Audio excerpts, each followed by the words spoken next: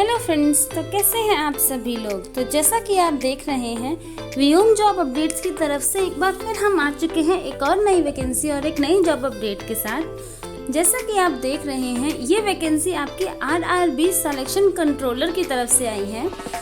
आपको पता ही है आरआरबी का मतलब है रेलवे रिक्रूटमेंट बोर्ड। ये जो आपकी वैकेंसी होने वाली है ये काफ़ी अच्छी और सुनहरे मौके की वैकेंसी होने वाली है। तो जितने भी कैंडिडेट्स इस वैकेंसी का वेट कर रहे थे या इंतज़ार में थे, उन सभी के इंतज़ार की घड़ियां पूरी हो चुकी हैं और अब वो अपने इस वैकेंसी का पार्ट बन सकते हैं। तो जितने भी कैंडिडेट्स इस वैकेंसी का पार्ट बनना चाहते हैं वो इसके ऑनलाइन एप्लीकेशन फॉर्म्स को फिलअप कर सकते हैं। इसकी जो लास्ट डेट है वो 17 अक्टूबर 2025 की रखी गई है। 15 सितंबर से इसके एप्लीकेशन फॉर्म्स जो हैं वो भरे जा चुके हैं। काफ़ी सारे बच्चे इसके एप्लीकेशन फॉर्म्स को फिल कर चुके हैं, तो आप भी स्टार्ट कर दीजिए अपने एप्लीकेशन फॉर्म्स को भरना। तो चलिए बात कर लेते हैं अदर इम्पॉर्टेंट डिटेल्स के बारे में। ये वैकेंसी आपकी रेलवे रिक्रूटमेंट बोर्ड की तरफ से निकाली गई वैकेंसी है और काफ़ी अच्छी वैकेंसी आपकी यहाँ पर ये रहने वाली है, जैसा कि आप देख सकते हैं। और आइए बात कर लेते हैं सारे इम्पॉर्टेंट डिटेल्स के बारे में। ओवरव्यू की बात करें तो आप देख सकते हैं। नेम ऑफ ऑर्गेनाइजेशन की बात करें तो रेलवे रिक्रूटमेंट बोर्ड आरआरबी की तरफ से ये वैकेंसी निकाली गई है। पोजीशन का नाम है selection section controller. Total vacancies की बात करें तो 368 वैकेंसी, अराउंड 370 वैकेंसीज यहाँ पर आपकी निकाली गई हैं। 368 टोटल वैकेंसीज हैं। आप इसमें अप्लाई कैसे कर सकते हो, तो ऑनलाइन मोड से आप इसमें अप्लाई कर सकते हो। किसी भी साइबर कैफ़े में जाके आप अप्लाई कर सकते हो। स्मार्टफोन है तो उससे अप्लाई कर सकते हो।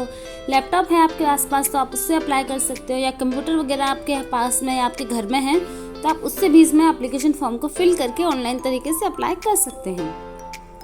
इंपॉर्टेंट डेट्स की बात करें तो इसके ऑनलाइन एप्लीकेशन फॉर्म भरना शुरू हो चुके हैं 15 सितंबर 2025 से, और लास्ट डेट रखी गई है 17 अक्टूबर 2025। तो जल्दी कीजिए, जितना जल्दी हो सके उतने जल्दी अपने एप्लीकेशन फॉर्म्स को फिलअप कीजिए ताकि आप जल्द से जल्द इस वैकेंसी का पार्ट बन सकें और अपने पैरों पर खड़े हो सकें। कौन कौन इसमें अप्लाई कर सकता है, तो इंडिया के सभी मेल फीमेल कैंडिडेट्स इसमें आराम से अप्लाई कर सकते हैं। आरआरबी सेक्शन कंट्रोलर रिक्रूटमेंट 2025 के लिए आपकी एज लिमिट क्या रहेगी, ये सबसे इम्पोर्टेंट सवाल है जो ज़्यादातर सभी कैंडिडेट्स के दिमाग में होता है। तो आपकी जो एज है वो 20 से 33 की इन बिटवीन होगी।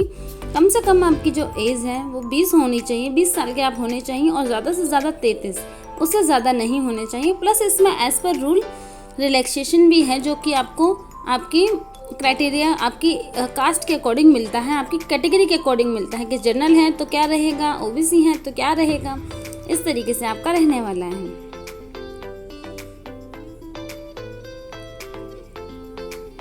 आइए बात कर लेते हैं अदर इम्पोर्टेंट डिटेल्स के बारे में, एजुकेशन क्वालिफिकेशन के बारे में। तो जैसा कि आप देख रहे हैं ये आपकी एसओ की पोजीशन रहने वाली है और यहाँ पर आपका ग्रेजुएशन मांगा गया है कि यदि आपने ग्रेजुएशन कर रखा है रिकॉग्नाइज्ड बोर्ड से तो आप इसके एप्लीकेशन फॉर्म को फिल कर सकते हैं और इस पोजीशन के लिए कंपटीशन की तैयारी कर इस पोजीशन को अपने नाम पर कर सकते हैं। आइए अब बात कर लेते हैं आपका यहाँ पर सिलेक्शन प्रोसेस क्या रहने वाला है। तो सबसे पहले आपका रिटन एग्जामिनेशन कराया जाएगा, उसके बाद आपका इंटरव्यू होगा, फिर आपका एक डॉक्यूमेंट वेरिफिकेशन टेस्ट होगा, और फिर आपके जो नोटिफिकेशंस हैं आप उसमें भी जाके मोर डिटेल्स ले सकते हैं। और डॉक्यूमेंट वेरिफिकेशन के बाद आपको आपकी वैकेंसीज जो है वो दे दी जाएंगी।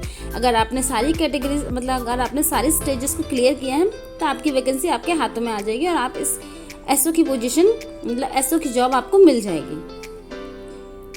एप्लीकेशन फीस की बात करें तो जनरल और ओबीसी कैटेगरी के जो कैंडिडेट्स हैं उनको 500 रुपीज़ की एप्लीकेशन फ़ीस देनी होगी। एससी एसटी और पीडब्ल्यूडी कैटेगरी के कैंडिडेट्स को 250 रुपीज़ की एप्लीकेशन फ़ीस को पे करना होगा। मैं एक बार फिर आपको कंफर्म कर दूं, जनरल कैटेगरी के कैंडिडेट्स और ओबीसी कैटेगरी के कैंडिडेट्स को 500 रुपये की एप्लीकेशन फ़ीस को पे करना होगा अगर वो इस वैकेंसी का पार्ट बनना चाहते हैं। तो एससी एसटी और पीडब्ल्यूडी कैटेगरी के कैंडिडेट्स को 250 रुपीज़ की एप्लीकेशन फ़ीस को पे करना होगा अगर वो इस वैकेंसी का पार्ट बनना चाहते हैं। तो अब आप फीस को कैसे पे कर सकते हो, तो इन्होंने क्लियरली मेंशन किया है कि आप किसी भी ऑनलाइन पोर्टल को यूज़ करके अपनी एप्लीकेशन फ़ीस को पे कर सकते हैं। आप चाहें तो क्रेडिट कार्ड से पे कर सकते हैं, डेबिट कार्ड से पे कर सकते हैं, नेट बैंकिंग के थ्रू पे कर सकते हैं, या अगर और कोई मोड है जिससे आप अपनी एप्लीकेशन फ़ीस को पे करना चाहते हैं तो आप वो भी कर सकते हैं। इम्पॉर्टेंट डॉक्यूमेंट्स की बात करें कि आपको कौन कौन से डॉक्यूमेंट्स की ज़रूरत पड़ेगी जब आप इसकी एप्लीकेशन फॉर्म को फिलअप कर रहे होंगे। तो सबसे पहले आपको आपके पासपोर्ट साइज़ फ़ोटोग्राफ की स्कैन कॉपी की ज़रूरत पड़ेगी, सिग्नेचर की ज़रूरत पड़ेगी, आपको आधार कार्ड की ज़रूरत पड़ेगी, एजुकेशन आपके जितने भी एजुकेशनल सर्टिफिकेट्स हैं जैसे आपकी 10वीं की मार्कशीट, 12वीं की मार्कशीट, ग्रेजुएशन की मार्कशीट, इन सब की ज़रूरत पड़ेगी। अगर आप कास्ट सर्टिफिकेट का बेनिफिट ले रहे हैं तो आपको कास्ट सर्टिफिकेट की ज़रूरत पड़ेगी। अगर आप SC ST आपको अपने आप को बता रहे हैं और उस कैटेगरी का बेनिफिट ले रहे हैं तो आपको इसका सर्टिफिकेट भी लगाना होगा। एज प्रूफ के लिए आप अपना 10th क्लास की जो मार्कशीट है उसको लगा सकते हैं। तो ये सारे डॉक्यूमेंट्स हैं जिनकी आपको ज़रूरत पड़ने वाली है। इंपॉर्टेंट डेट्स की बात करें तो यहाँ इन्होंने क्लियरली मेंशन किया है कि आपके जो ऑनलाइन एप्लीकेशन फॉर्म्स का सबमिशन है वो स्टार्ट हो चुका है 15 सितंबर 2025 से और लास्ट डेट रखी गई है 17 अक्टूबर 2025। मैं एक बार फिर आपको कंफर्म कर दूँ, 15 सितंबर 2025 से ऑनलाइन एप्लीकेशन फॉर्म्स भरे जा रहे हैं और लास्ट डेट रखी गई है 17 अक्टूबर 2025। तो जितना जल्दी हो सके उतना जल्दी अपने एप्लीकेशन फॉर्म्स को फिलअप कर लीजिएगा। वैसे तो कई बार ऐसा भी होता है कि ये अपनी जो डेट्स हैं उनको एक्सटेंड भी कर देते हैं, बट आप उसके इंतज़ार में मत रहिएगा। देखते हैं हम आपको इसमें अप्लाई कैसे करना है। तो सबसे पहले आपको इनके ऑनलाइन पोर्टल पर जाना होगा, इनकी ऑफिशियल वेबसाइट पर जाना होगा, वहाँ जाकर अपने आप को लॉगिन करना होगा, लिंक अपनी ID बनानी होगी, लॉगिन करना होगा, फर्स्ट रजिस्ट्रेशन पर जाना होगा, वहाँ जाकर आप अपना लॉगिन कर सकते हैं। लॉगिन करने के बाद जो भी डिटेल्स आएंगे आपको वो सारी डिटेल्स को फिल करना होगा अपने। उसके बाद आपके सामने आप इस एप्लीकेशन का जो एप्लीकेशन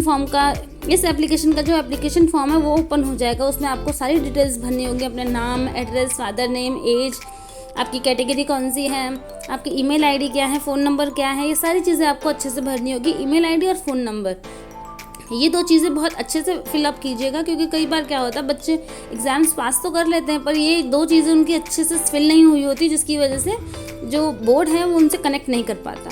तो इसलिए इन चीज़ों को बहुत अच्छे से फिलअप कीजिएगा। उसके बाद आपको आपकी ID पासवर्ड वगैरह जनरेट करके अपने एप्लीकेशन फॉर्म को फिल कर देना है।